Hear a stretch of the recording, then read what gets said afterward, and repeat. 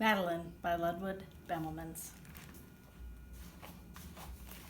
In an old house in Paris that was covered in vines lived 12 little girls in 2 straight lines. In 2 straight lines, they broke their bread, brushed their teeth, and went to bed. They smiled at the good, frowned at the bad, and sometimes they were very sad. They left the house at 9:30 in 2 straight lines, in rain or shine. The smallest one was Madeleine. She was not afraid of mice. She loved winter, snow, and ice. To the tiger in the zoo, Madeleine just said, pooh-pooh. And nobody knew so well how to frighten Miss Clavel. In the middle of the night, Miss Clavel turned on her light and said, something is not right. Little Madeleine sat in bed, cried and cried. Her eyes were red.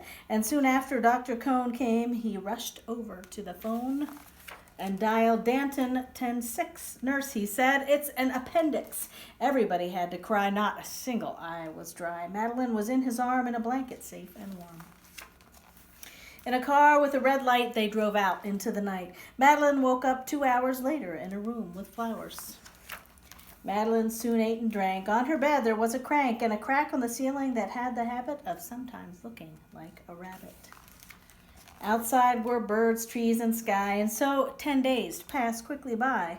One nice morning, Miss Clavel said, isn't this a fine day to visit Madeleine?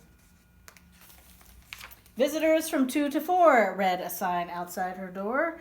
Tiptoeing with solemn face was some flowers and a vase. In they walked and then said, when they saw the toys and candy and the dollhouse from Papa. But the biggest surprise by far on her stomach was a scar.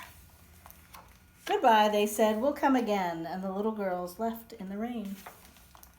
They went home and broke their bread, brushed their teeth, and went to bed.